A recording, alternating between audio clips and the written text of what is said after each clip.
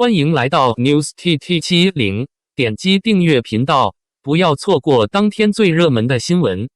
家有儿女后沉寂显退圈，如今成90后女顶流，杨紫到底凭什么？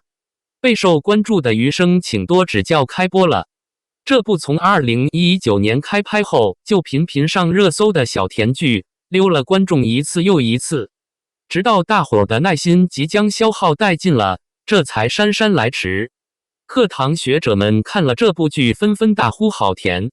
其实这部剧女主林之孝的人设并不出挑，但在杨紫的演绎下，人物变得鲜活灵动，谈起恋爱来让人觉得代入感很强。网友纷纷大呼也想谈这种甜甜的恋爱。它到底有什么地方吸引人？余生的剧情其实就是一般小甜剧的配置。帅气毒舌的男主 X 元气坚韧的女主，两人因为误会成为欢喜冤家，而后在相处的过程中爱上对方，最终被彼此温暖。原著的林之孝是一个清冷且有主见的女生，除了内心 OS 有点多之外，对于两人感情的描写大部分都很恬淡。或许是为了贴合出品方眼中的甜剧市场，剧版的林之孝变成了略显聒噪的小太阳。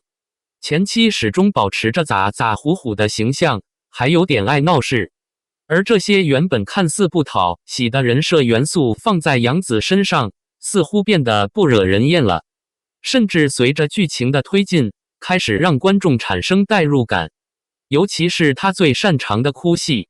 与平淡向的小说剧情不同，电视剧为了增强人物之间的 drama 感，特意增加了女主和父母之间关于梦想与现实的冲突。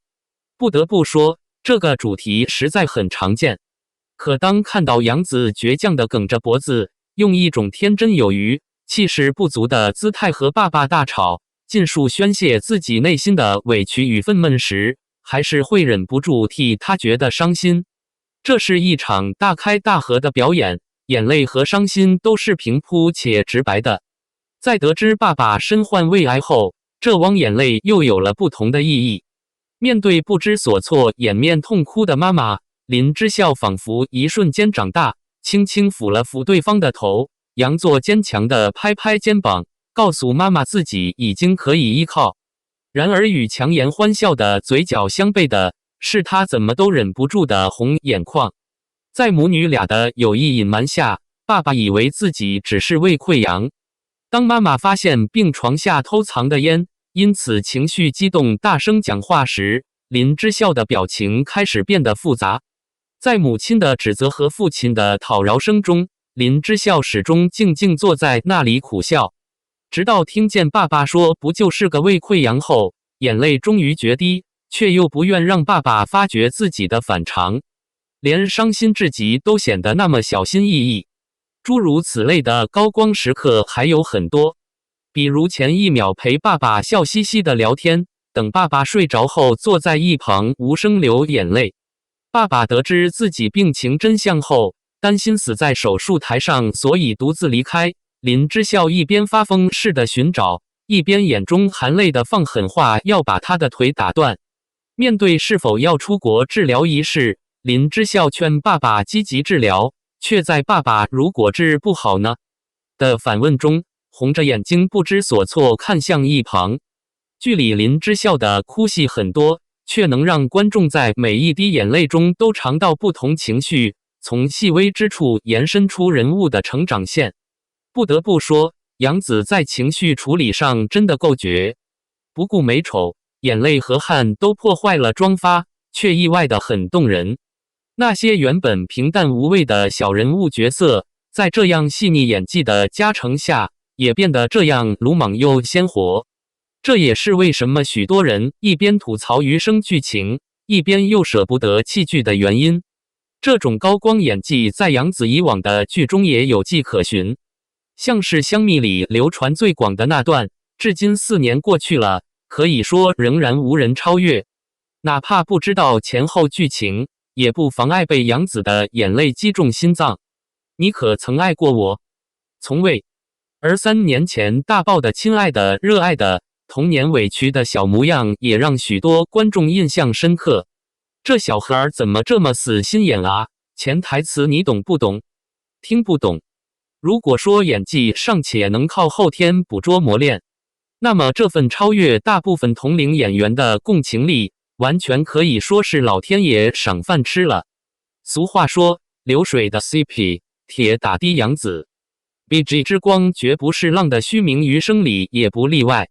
起初该剧官宣男女主是肖战、杨紫时，当时围观群众大多数都在唱衰，认为两个人看起来一点也不搭。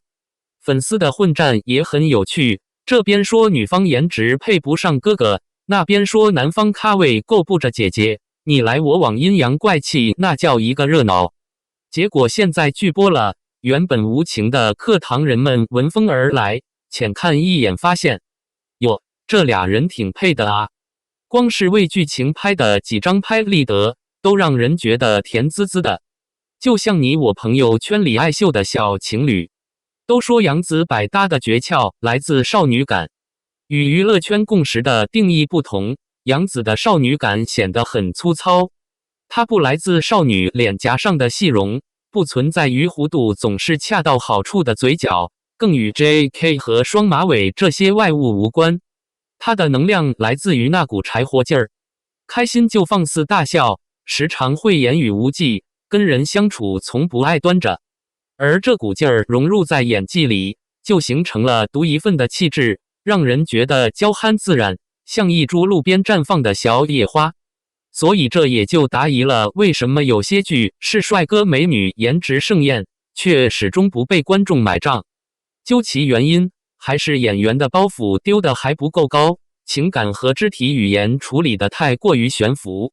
而杨紫的演绎总会让人立刻明白，他正在全心全意地爱着，为这份情感哭笑嗔痴，毫无保留。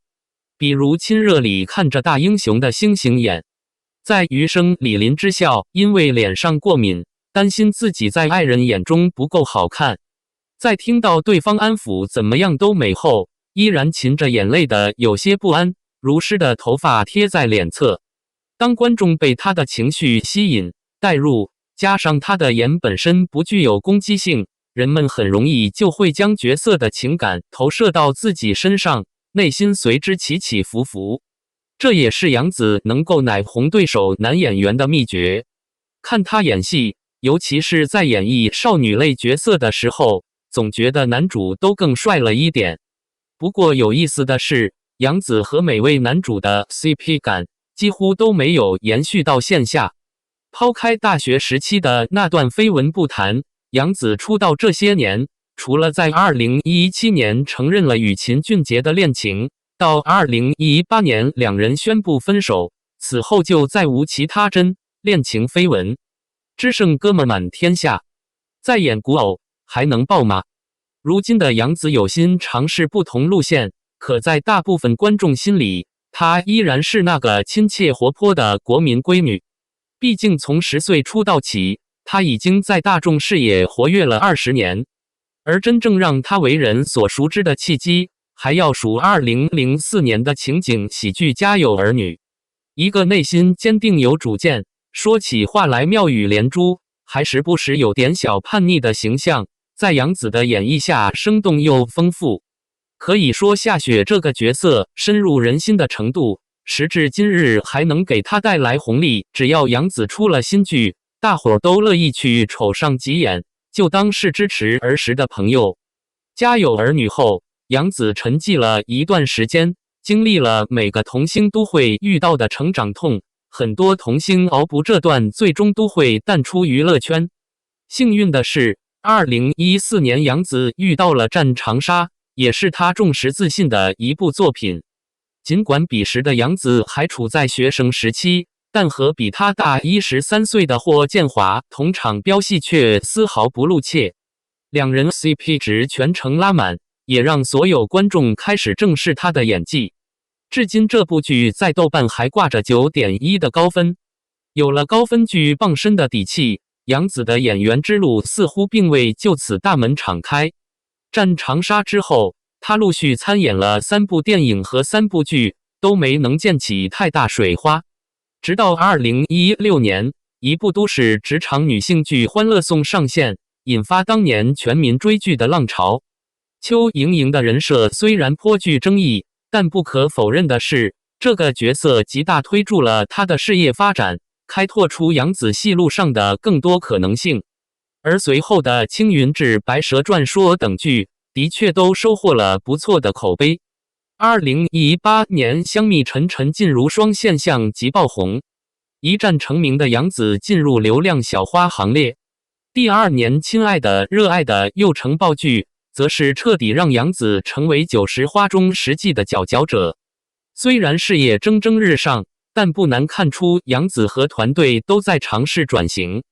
毕竟从以往的作品来看，角色的重复性问题依然存在，按这种状态持续下去，很容易激发观众的逆反心理。傻白甜中有时多铺路才是硬道理，只是转型之路并不好走。姊妹刚踏出第一步就遇瓶颈，女心理师虽然赢了播放量，却输掉口碑，最终在 5.0 的低空飞行中草草收尾。而余生虽然经历了千辛万苦成功上星，收视数据也算得上可观，但整体话题度远不如之前的那2部。如今除了上线之日遥遥无期的《青簪行》，杨紫的手里的官宣存货只剩一部和小流量诚意合作的《沉香如屑》。有爆料称她接了古偶《长相思》搭档的是古装扮相横扫 B 站的张晚意，以及最近成功摆脱男团虎星名号的谭健次。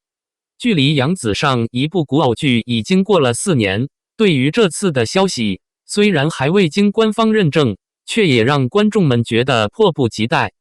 是否能延续姊妹出爆剧的神话，或许值得期待一下。感谢您观看视频，如果您觉得本时事通讯有用，请不要忘记点赞、评论和订阅。祝您生活愉快，充满活力。